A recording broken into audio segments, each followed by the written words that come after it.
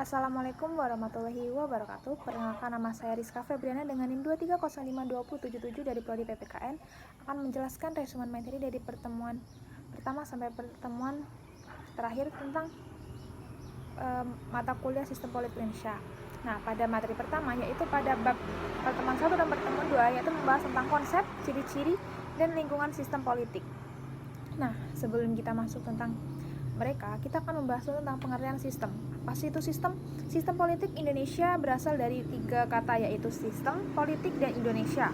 Lalu, sistem berasal dari bahasa Yunani, yaitu sistema, ya pengertian politik. Lalu, setelah ada sistem, ada pula politik. Pengertian politik adalah berasal dari bahasa Yunani juga, yaitu polis yang berarti negara-negara atau kota.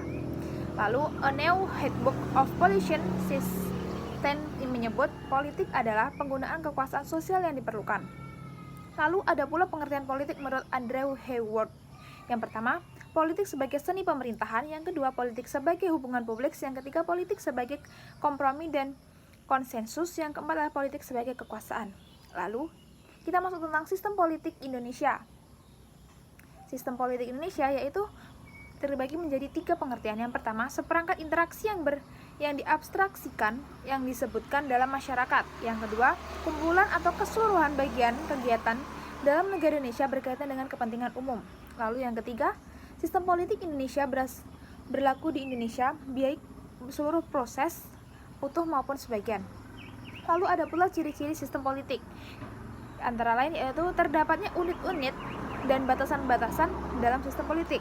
Lalu ada pula terdapat input dan output.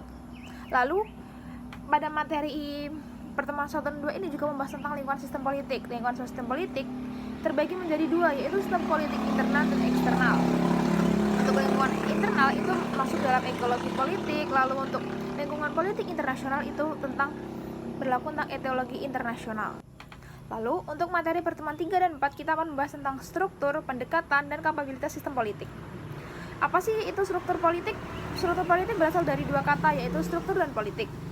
Struktur berarti bagian atau organisasi, sedangkan politik yaitu urusan negara.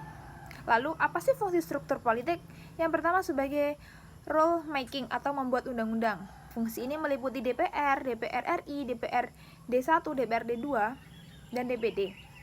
Lalu, yang kedua sebagai rule application yaitu pelaksanaan undang-undang.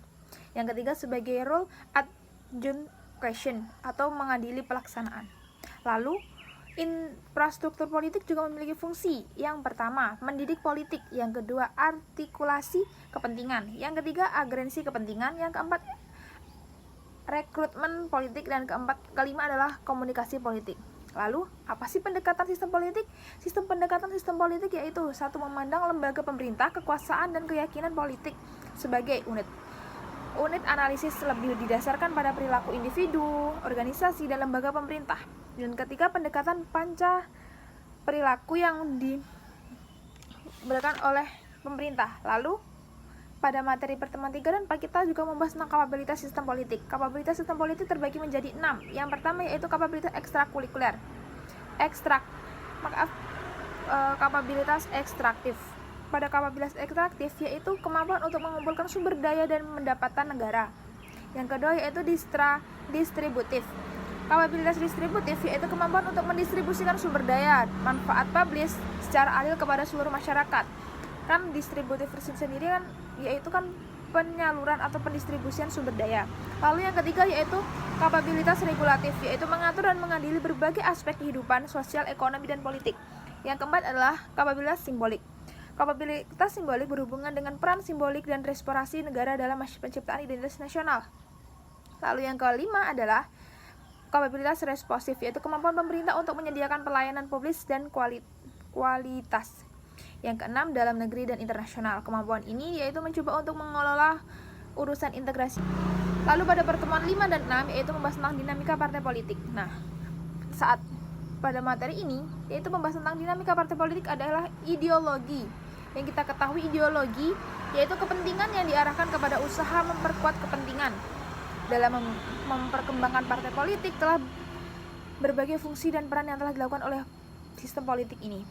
Lalu, partai politik adalah organisasi yang bersifat nasional yang mendukung oleh sekelompok warga negara Indonesia secara sukarela atas dasar kesamaan kehendak, cita-cita untuk memperjuangkan dan membela kepentingan politik. Nah, untuk materi terakhir yaitu pertemuan 7 dan 8, kita membahas tentang kelompok kepentingan.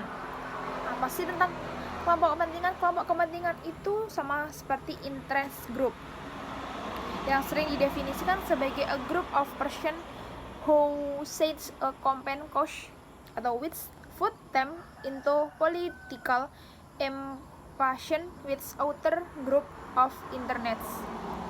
Nah, jenis kelompok kepentingan ini juga memiliki jenis-jenis. Yang pertama yaitu kelompok anomik, merupakan kelompok kepentingan yang bersifat spontan atau langsung. Yang kedua adalah kelompok kepentingan non-asosional, yaitu merupakan kelompok kepentingan yang diorganisasikan secara informal, maksudnya informal. Kalau non-asosiasionalnya bersifat informal. Lalu yang ketiga yaitu kelompok institusional, yaitu kelompok kepentingan yang berlembaga secara formal. Dan keempat adalah kelompok asosional, kelompok yang berorganisasikan secara formal. Ini kebalikan dengan non-asosional yang bersifat formal dan informal. Lalu kelompok kepentingan ini juga memiliki tujuan, antara lain mempresentasikan konstitusi mereka dalam mempengaruhi agenda politik, lalu memberikan peluang bagi anggota untuk berpartisipasi dalam proses politik, dan yang ketiga membentuk pendidikan individu yang menjadi anggota untuk sadar terhadap isu-isu tertentu. Lalu, apakah kepentingan politik juga memiliki strategi? Ya, ada pun strategi di dalamnya, yang antara lain melakukan lobbying atau komunikasi langsung kepada pemerintah agar tidak terjadinya miskomunikasi. Lalu untuk menggunakan media-media massa untuk menarik sentimen. Selanjutnya yaitu grassroots repressus.